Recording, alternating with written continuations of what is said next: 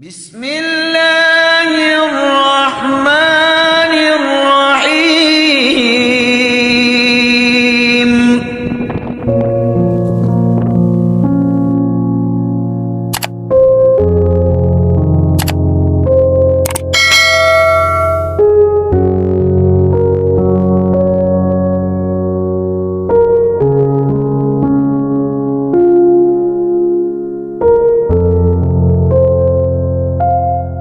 Aktsaruhum lil mauti dzikra wa ahsanuhum lima ba'dahu isti'dadan ulaikal aqyas.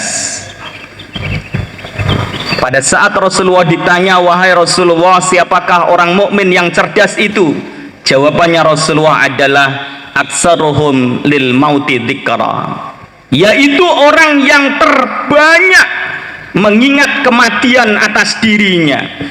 Lagi-lagi pilihan kata yang digunakan Rasulullah bukan kata biasa, tetapi kata superlatif, isim tafdhil dengan aksar. Aksar itu isim tafdhil dari kata katsirun, banyak, tetapi dikasih tafdhil akhirnya aksar, menjadi terbanyak. Ya, mereka yang terbanyak mengingat kematian atas dirinya itu orang yang cerdas menurut Rasulullah. Tidak cukup, tetapi orang yang cerdas adalah orang-orang yang lima ba'dahu isti'dadan ulaikal aqyas, yaitu orang yang ahsanuhum lima ba'dahu isti'dadan, yang terbaik dalam menyiapkan kehidupan setelah kehidupan di dunia ini. Maka orang ini disebut dalam hadis Rasulullah ulaikal aqyas. Mereka adalah orang-orang mukmin yang cerdas. Satu, mengingat kematian dengan ingatan yang terbanyak. Yang kedua, menyiapkan dengan persiapan yang terbaik untuk kehidupan setelah kehidupan di dunia ini.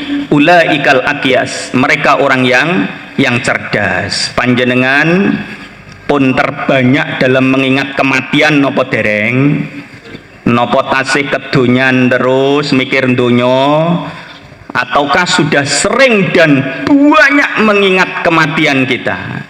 Kalau sudah makin banyak ingatan kita pada kematian, berarti panjenengan orang yang cerdas. Apakah sudah mempersiapkan dengan persiapan yang terbaik untuk akhirat kita? Kalau sudah kita berusaha yang terbaik untuk persiapan akhirat, berarti panjenengan disebut hadis Rasulullah ulaikal aqyas, cerdas panjenengan. Maka yang mau punya cucu, sekarang saya kasih referensi nama Muhammad Aqyas. Bagus nggih? Ya, yang mau punya cucu namakan Muhammad Aqyas. Semoga menjadi umatnya Nabi Muhammad yang cerdas, cerdas pikire, cerdas akhiratnya, cerdas agamanya. Berarti jenengan tulis nanti, semoga menjadi jariah saya untuk cucu jenengan dengan nama yang terbaik itu. Ceritanya pengajian dengan Ustadz Musfikon, saya diberi nama cucu saya Muhammad Aqyas itu. Hadirin yang dimuliakan Allah Subhanahu wa taala, makna hadis ini secara lebih mendalam lagi adalah hadis yang sangat luar biasa. Artinya apa? Dalam konteks hadis ini tidak hanya kita maknai secara tekstual, tetapi juga makna kontekstual. Ngertos napa mboten Mbah niki Mbah? Kontekstual niku nopo, tekstual niku nopo? Niki materi kuliah S3 niki. Panjenengan nek lulus nderek pengajian niki berarti sama dengan doktor, sama dengan lulusan S3 pengajian Al-Manar, ngoten nggih. Ya, ini materinya S3. Berarti orang-orang yang cerdas ini dalam hadis ini adalah orang yang punya visioneri yang bagus dalam dirinya. Wes gak ngerti blas malah nih. Visioneri niku nopo ngoten kan. Nah, visioneri ini adalah cara pandang jauh ke depan. Jadi kalau seseorang ini bisa menerawang kejadian, kondisi, keadaan yang jauh belum dialami, tapi sudah bisa melihat, bisa memikirkan, bisa menyiapkan, berarti panjenengan orang yang visioner. Orangnya disebut dengan orang yang visioner. Ini mohon maaf rodok agak pencerahan sedikit. Pencerahan sedikit menjadi orang-orang yang visioner, yang punya cara pandang jauh ke depan. Kalau ada capres cawapres kok dia punya visioneri yang bagus, berarti capres cawapres yang visioner. Ngoten nggih. Kok ada yang gitu-gitu saja, ya berarti tidak visioner. Ngertos maksud ini? Ya, alhamdulillah. Alhamdulillah. Kalau mboten derek-derek ya. Derek-derek. Saya ngaji ini. Ngaji, tapi mencerahkan panjenengan. Nah, jika orang ini punya cara pandang jauh ke depan, orangnya disebut orang yang visioner. Mengerti apa yang belum terjadi tapi sudah disiapkan.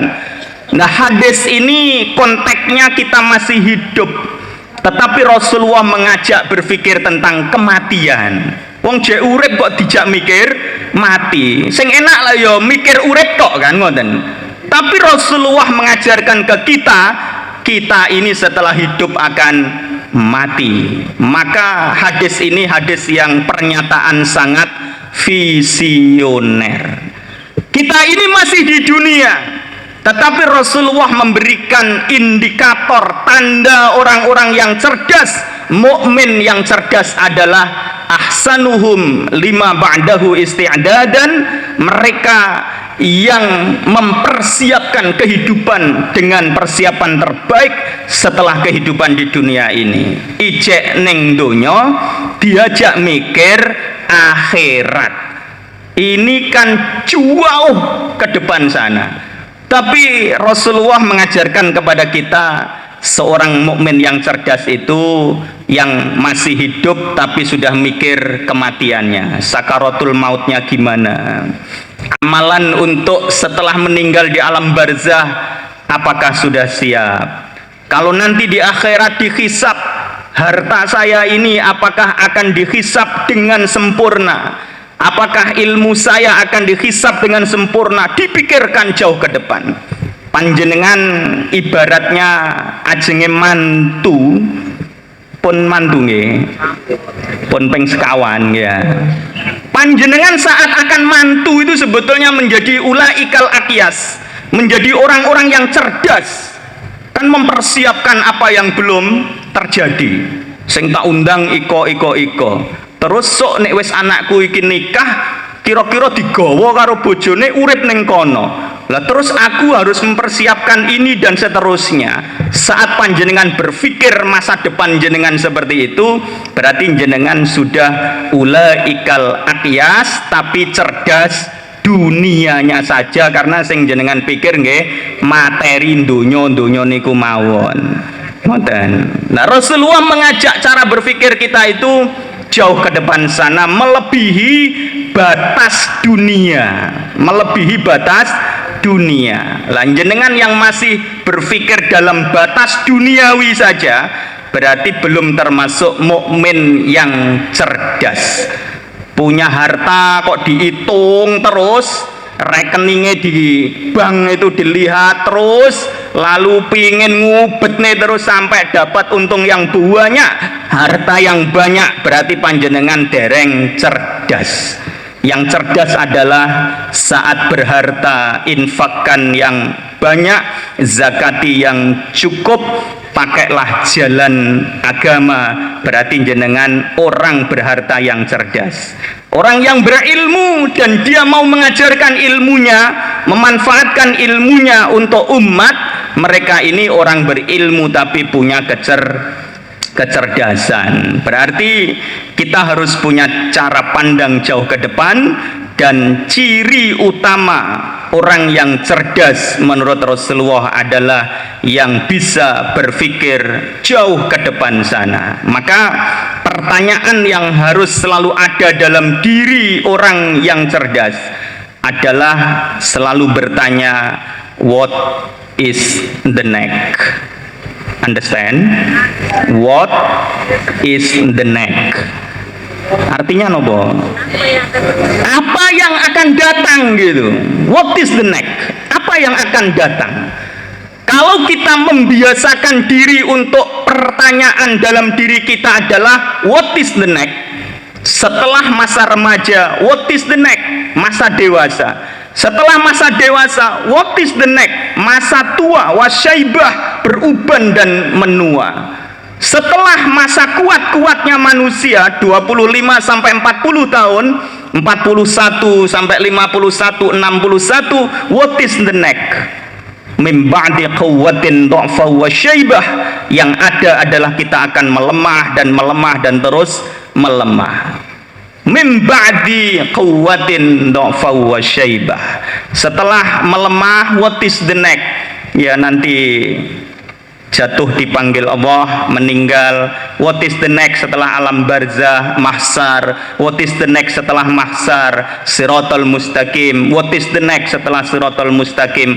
Itu kita pikirkan saat ini. Itu berarti orang yang cerdas, selalu bertanya pada dirinya, what is the next? Speaking English as well as possible, bicara bahasa Inggris sebaik mungkin supaya bisa memahami apa yang ada di dunia ini. Kalau di dalam rumah ini terdiri ulaikal aqyas, terdiri orang-orang yang cerdas. Niku keluarganya ini keluarga yang akan akseleratif. Wes gak ngerti mana nih kira-kira.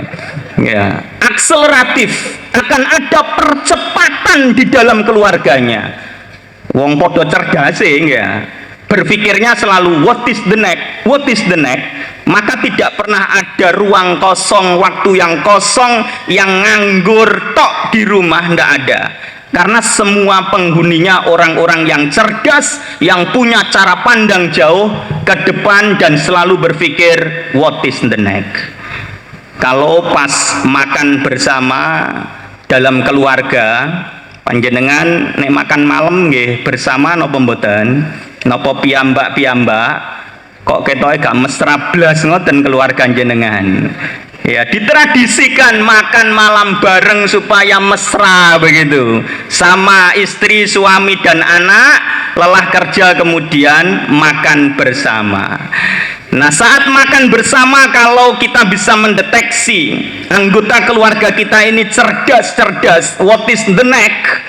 Maka saat suami sudah suapan yang terakhir, istri yang cerdas dia langsung berpikir, oh makan bersama ini akan berakhir, what is the next? Pekerjaan apa setelah makan bersama ini? Langsung berpikir keras, korah-korah piring. Itu berarti istri yang cerdas.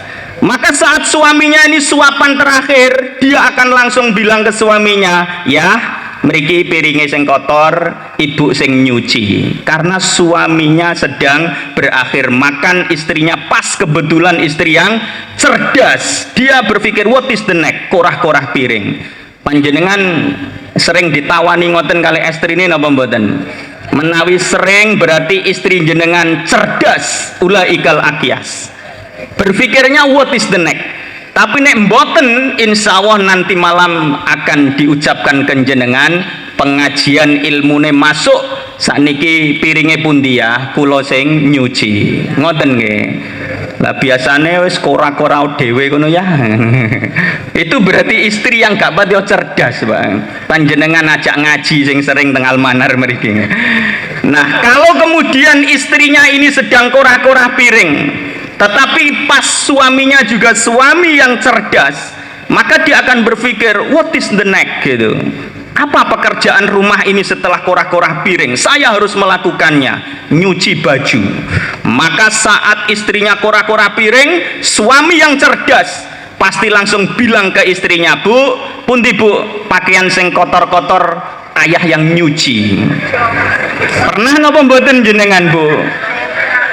Mboten bluas. Berarti suami jenengan dereng cerdas. Insya Allah nanti malam akan jadi suami yang cerdas setelah pengajian ini. Ya berpikirnya what is the next gitu. Maka dalam waktu yang sama, sing wedok kura-kura piring, sing lanang nyuci baju. Maka keluarga ini akan menjadi keluarga yang akseleratif. Yang kemajuannya ini akan sangat cepat karena dua pekerjaan dilakukan dalam waktu yang sama. Nanti selesai bareng, 15 menit kemudian akan ada pekerjaan dua lagi dan seterusnya. Tapi keluarga yang nggak cerdas, ya satu pekerjaan dalam satu waktu, sing situe nganggur. Nah itu berarti tidak keluarga yang cerdas. Saya pagi hari itu juga tugas saya adalah menyuci baju-baju yang kotor.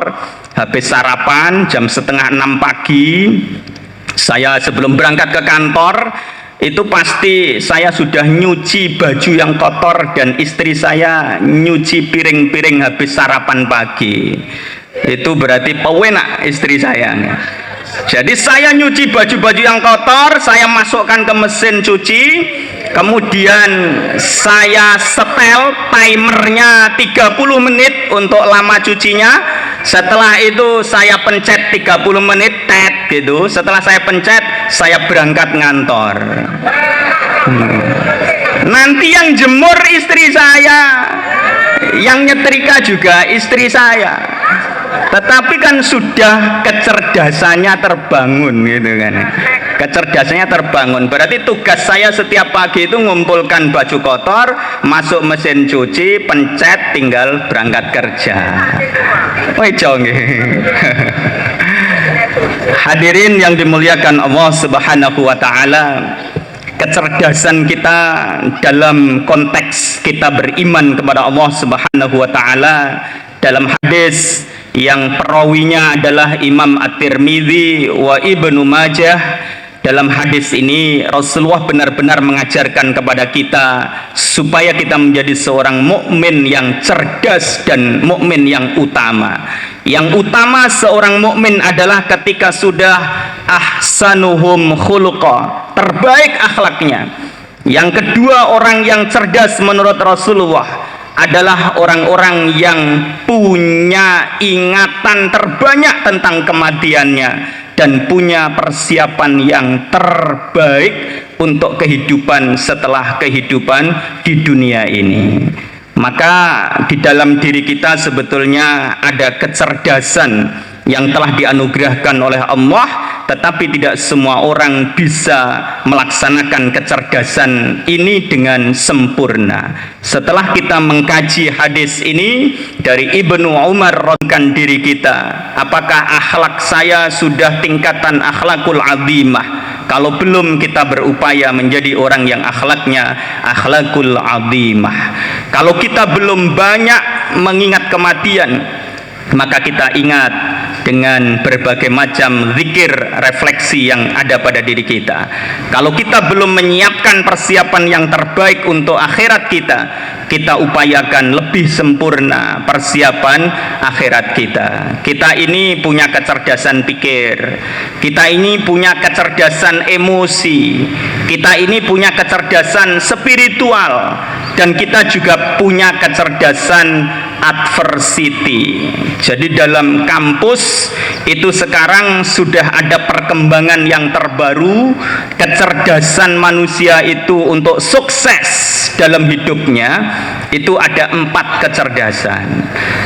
Panjenengan dulu mengenal namanya ISQ, itu berarti kurang. Sekarang yang terbaru ada tambahan A, adversity quotient, kecerdasan adversity, yaitu kecerdasan ketahan malangan. Orang-orang yang punya tahan banting dirinya, punya kesabaran, punya keuletan yang tinggi, itu ternyata dia meskipun gak patio pinter, IQ-nya tidak begitu tinggi, tapi orang ini bisa sukses dalam hidupnya. Ini namanya kecerdasan adversity. Ada orang yang IQ-nya tinggi, ada orang yang emosionalnya tinggi, kalau disuruh melobi komunikasi itu luar biasa cepat. Ada orang yang spiritualitasnya yang cerdas, yang tinggi, maka doanya ini selalu makbul. Tetapi ada kecerdasan lagi namanya adversity quotient, kecerdasan ketahan malangan seseorang. Saya menjadi dosen di Unmuh Sidoarjo itu mulai tahun 2001, berarti sudah 22 tahun menjadi dosen di sana. Ya, kemudian saya pengalaman menemui mahasiswa, membimbing tesis S2, membimbing skripsi. Memang mahasiswa ini untuk sukses jadi sarjana itu modalitasnya ya beda-beda. Ada mahasiswa yang sekali bimbingan lalu saya suruh merevisi, tambahi ini jurnal-jurnal ilmiah yang internasional, yang Scopus, yang Sinta 1, Sinta 2. Besok kembali langsung revisinya sempurna. Berarti anak ini punya kecerdasan pikir yang luar biasa, berarti IQ-nya tinggi. Saya tanda tangani, oke, ujian, lalu bulan depan wisuda, jadi sarjana karena IQ-nya tinggi. Tapi ada yang mahasiswa yang kedua, dia ini saya suruh revisi sampai 5 kali juga nggak sempurna. Datang itu saya baca revisinya nggak sempurna karena IQ-nya memang terbatas dia. Tapi mahasiswa ini punya kecerdasan emosi yang luar biasa. Dia ini punya akhlak yang takdim, menghormati guru, komunikasinya bagus. Kalimat yang masuk ke WA saya itu kalau dia mau bimbingan itu WA-nya sangat lengkap. Bismillahirrahmanirrahim. Assalamualaikum warahmatullahi wabarakatuh. Ustadz, mohon waktu untuk bimbingan skripsi saya. Kapan panjenengan bisa saya temui? Wassalamualaikum warahmatullahi wabarakatuh. Kalimat mahasiswa ini menyentuh hati saya. Akhirnya meskipun skripsinya tidak sempurna, ya saya tanda tangani saja, kemudian dia juga lulus jadi sarjana karena akhlaknya bagus. Dia punya kalimat yang menyentuh hati saya. Berarti ini orang yang cerdas secara emosi. Lalu ada yang ketiga, mahasiswa yang datang ke saya, IQ-nya rendah, bolak-balik revisi yang tidak sempurna, akhlaknya nggak begitu bagus, cara komunikasinya dengan saya juga nggak bagus, ya, tetapi dia ini punya kecerdasan spiritual yang luar biasa. Saat mau bimbingan itu bacaannya summum bukmun umyun fahum la yarjiun gitu. Jadi dosennya itu didoakan dengan berbagai macam doa, yang akhirnya dosennya ya tanda tangan lalu daftar ujian, wisuda, sukses jadi wisuda juga, jadi sarjana. Tetapi sarjana summum bukmun umyun fahum tadi skripsinya tidak bagus gitu.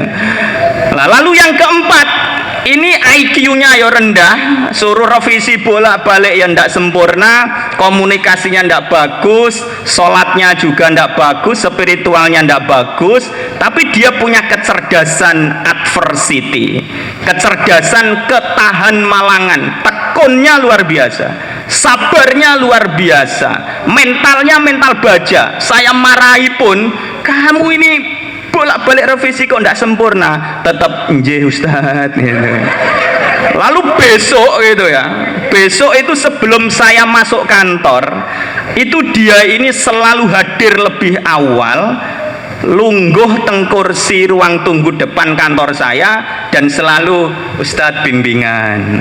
Tapi sampai 20 kali ya tidak sempurna ya, karena IQ-nya memang rendah, tapi dia sabar, ulet, telaten menunggu saya setiap hari. Akhirnya daripada saya belenger nyawang mahasiswa di depan pintu saya setiap hari, ya saya tanda tangani ujian, meskipun nilainya tidak A tapi C, yang penting lulus. Akhirnya dia jadi sarjana juga dan sukses mencapai cita-citanya untuk jadi sarjana karena keuletan, karena kesabaran yang setiap hari dilakukan itu dia berarti cerdas secara adversity. Hadirin yang dimuliakan Allah, jam 7 tepat. Semoga apa yang kita pelajari pada pagi hari ini diberikan kemanfaatan oleh Allah dan kita bisa melaksanakan apa yang kita kaji pada pagi hari ini. Wabil khusus saya yang menyampaikan, semoga bisa mengamalkan apa yang saya dakwahkan. Panjenengan semua diberi kekuatan oleh Allah Subhanahu wa taala mengikuti kebenaran-kebenaran dalam dakwah pada pagi hari ini. Amin ya rabbal alamin. Allahumma salli wa sallim wa barik ala Muhammad walhamdulillahi rabbil alamin. Nastaghfiruka Allahu min kulli dhanbin na'lamuhu wa la na'lamuhu min qawlin aw fi'lin aw taqririn aw hammin innaka antal ghafurur rahim. Ya latif ya alim ya khabir, nad'uka bi asma'ikal karim bi asma'il husna. Allahumma ja'alna min ahli al-istiqamah, min ahli la ilaha illallah Muhammadur Rasulullah, min ahli as-salah, min ahli az-zakah, min ahli as-sawm, min ahli al-hajj wal umrata lillah marratan ba'da marratin fi kulli hal fi kulli hin ma usratina wa dhurriyyatina kulluhum. Allahumma anfa'na bima 'allamtana wa 'allimna ma yanfa'una wa zidna 'ilma.